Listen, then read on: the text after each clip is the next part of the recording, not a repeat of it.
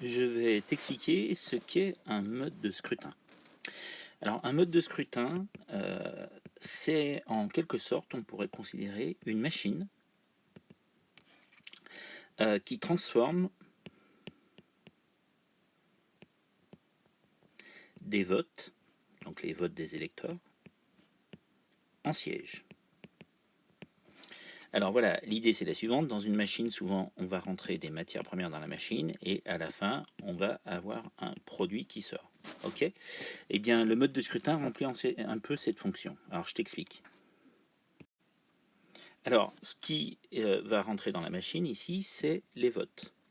C'est-à-dire que donc on a les électeurs qui se déplacent, qui votent, et ensuite ici donc on a le mode de scrutin qui va transformer donc les votes qui sont là en sièges. Ce qu'on appelle les sièges, hein, c'est en gros ça répond à la question qui est élu. Et donc ce qui détermine qui est élu, c'est le mode de scrutin.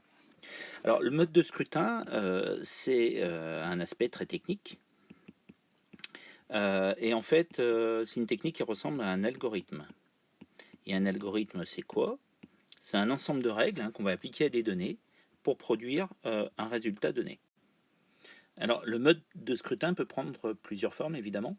Et comme c'est technique, c'est souvent assez rébarbatif et les gens s'y intéressent très peu. Et en fait, c'est une grosse erreur parce que derrière une technique, et c'est souvent le cas, on a un enjeu politique important. Alors pourquoi il y a un enjeu politique derrière un mode de scrutin?